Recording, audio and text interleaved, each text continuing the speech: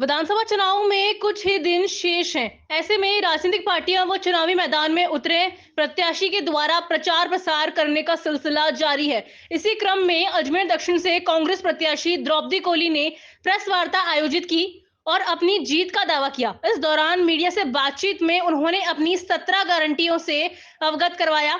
प्रत्याशी द्रौपदी कोली ने कहा कि यह प्रेस वार्ता उनकी आवाज आम जनता तक पहुंचाने के लिए आयोजित की गई है। हाल ही में मुख्यमंत्री गहलोत के द्वारा 7 गारंटी दी गई, जिन्हें चुनाव में राजस्थान में कांग्रेस सरकार बनने के बाद लागू कर दी जाएगी। सीएम के पश्चिमों पर चलते हुए वो भी अजमेर दक्षिण क्षेत्र के लिए कुछ गारंटियां लेकर आई हैं। उन्हें विधायक बनने के बाद पूरा किया जाएगा। इसमें प्रमुख रूप से अजमेर दक्षिण में ड्रेनेज सिस्टम में सुधार कर जनता को जलभराव की समस्या से निजात दिलाना होगा। इसके साथ ही पुलिया का पुनः निर्माण शुरू करवाने के जनता के हितार्थ और भी कार्य करवाएंगी। उन्होंने कहा कि जनसंपर्क के दौरान उन्हें जनता का पूर्ण समर्थन मिल रहा है। जनता नया चेहरा व शासन चाहती है। विधायक भदेल पर तंज कसते हुए कहा कि 20 सालों में उन्होंने अजमेर की जनता के लिए काम नहीं किया है, लेकिन द्रौपदी कोली जनता के बीच की बेटी है।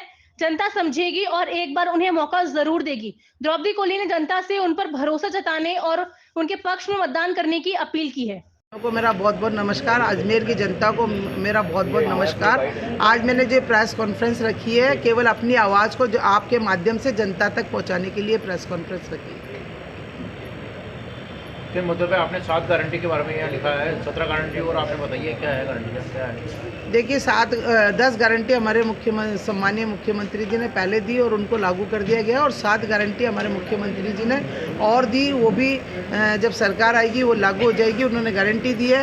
मैंने अपनी ये गारंटी दी है, काम की गारंटी दी है। मैंने भी अपनी कुछ मुद्दों को लेकर गारंटी दी है। जैसे हमारे सम्मानीय मुख्यमंत्री जी ने गारंटी दी है, उनके पद चिन्हों पर चलते हुए मैंने कुछ गारंटियाँ दी है। जैसे अजमेर में दक्षिण विधानसभा का जो क्षेत्र है उसमें नालों का पूरा जाल फैला हुआ है, और उसकी वजह से पानी का ड्रेनेज सिस्टम इतना ख़राब है, उससे जनता के पूरे बारिश आती है, थोड़ी सी भी आधे घंटे की बारिश आती है, हर व्यक्ति के घर में पानी भर जाता है। ज़्यादातर लोगों के निचली बस्तियों में भी, और जो थोड़ी संपन्न बस्तियाँ हो गया अब तो पानी उनमें भी भरता है। तो मैं ये चाहती हूँ कि वो ड्रेनेज सिस्टम किस तरह से सुधारा जाए। वो मैं विधायक बनती हूँ तो मैं उस पर काम करूँगी सबसे पहले।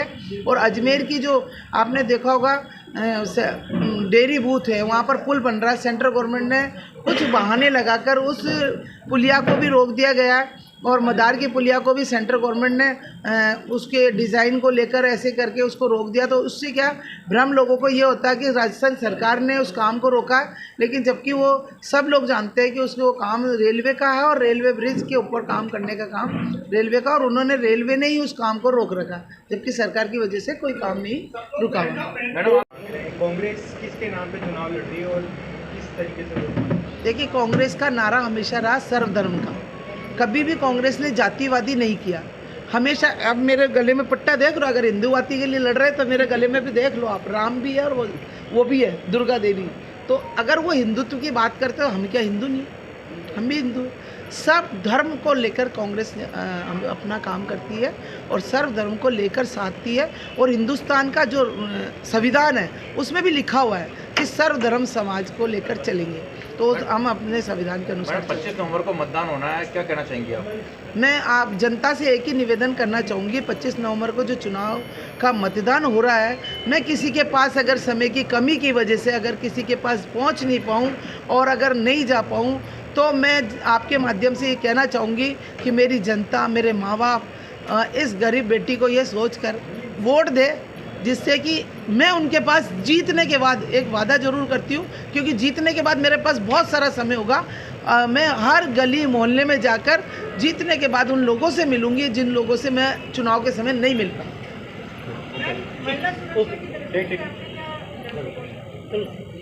महिला सुरक्षा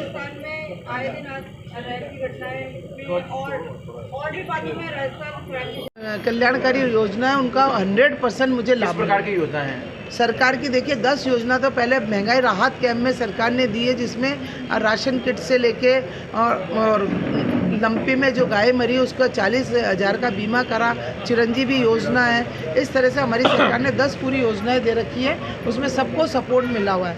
ऐसा कोई व्यक्ति नहीं है अजमेर का मैं तो शायद आप लोगों को पत्रकारों को भी पता है, सरकार ने पत्रकार से संबंधित भी कुछ योजना बनाई, तो ऐसे ही उन्होंने अजमेर की हर पूरे राजस्थान की हर जनता के लिए कुछ ना कुछ दिया है। कुछ नहीं तो 100 यूनिट बिजली तो दी है, हर आदमी को दी है। आम कार्यकर्ता के रूप में आपको टिकट मिला है, किन किन प्रकार की चुनौतियाँ आपको मिल रही है और क्या समर्थन आपको मिल रहा है इसका? देखिए, आम कार्यकर्ता को टिकट मिलने से आम कार्यकर्ता में बहुत रुझान है, मोटिवेशन है उनमें, और अपने आप को वो ये सोच रहे हैं कि हम द्रौपदी और चुनाव लड़ रहे हैं। इस तरह से वो चुनाव लड़ रहे हैं और जनता में ऐसा लग रहा है कि किसी एक अच्छे कार्यकर्ता को टिकट दिया गया और जनता चाहती है कि ऐसे ही व्यक्तियों को टिकट दिया जाए जो ज़मीनी स्तर से हो और उनकी बात सुन सके, उनके पास जाके बैठ सके। मैडम, बीजेपी हिंदू मैं क्षेत्र में जनसंपर्क कर रही हूँ, मुझे जनता का पूरा प्यार मिल रहा है और जनता का पूरा आशीर्वाद मिल रहा है और जनता चाहती है कि हम 20 साल का जो इस तरह का शासन है उसको मतलब अब अपने वोटों से नया शासन आए और नई हमारा चेहरा आए। आपके सामने बीजेपी के जो प्रत्याशी हैं, पिछले 4 बार से विधायक रहे हैं, आप नया चेहरा हो, इस तरह की बात सामने आ रही है, लोग क्या कह रहे हैं आपको? बीजेपी की 4 बार की विधायक और 1 बार की मंत्री भी रह चुकी है। ये बात सही है कि वो उनका बड़ा वो है, लेकिन मैं एक जनता के बीच की और गरीब की बेटी और जनता के बीच की बेटी हूँ और जनता इस बात को लेकर समझेगी कि हमारे बीच की हमें जो 20 साल जो काम नहीं कर सकी, हमारे बीच की बेटी हमारे बीच में काम करेगी, तो इस बात को लेकर वो मुझे एक बार मौका ज़रूर देंगी। मैडम, इससे पहले आपने जब अभी सीएम साहब को बुलाया था, उस वक्त आपकी साफ नज़र आ रहा था कांग्रेस में किस कदर गुटबाजी है। 2 फाड़ के अंदर कांग्रेस है, खासतौर से दक्षिण की बात करें तो आप बीजेपी पर बाद में बात करिए, पहले आप कांग्रेस का बताइए, एक की नहीं कर पाएंगे चुनाव में आगे कैसे बढ़ पाएंगे आप? देखिए, आपने देखा होगा जब भी मानती हूँ मैं सीएम साहब की भीड़ कम नहीं थी, वो थोड़ा सा लोग बाग मतलब इधर साइडों में इधर खड़े हो गए, इसलिए आपको थोड़ी कुर्सियाँ ज़रूर खाली दिख रही थी, लेकिन लोग अगर बैठ जाते तो वो कुर्सियाँ भर जाती। और मान लिया कि थोड़ी सी भीड़ कम थी तो सब चुनाव में इधर उधर व्यस्त होने की वजह से भी भीड़ कम हो सकती है, लेकिन लोगों का ऐसा नहीं है। और हमारे जो संगठन के लोग हैं, हमारे जो बड़े नेता, सब लोग मेरे साथ चुनाव में लगे हुए हैं और सारे कार्यकर्ता, छोटे से लेके बड़े कार्यकर्ता और बड़े सब नेता मेरे साथ लगे हुए हैं। उस दिन हेमंत वाटी जी भी नजर नहीं आए?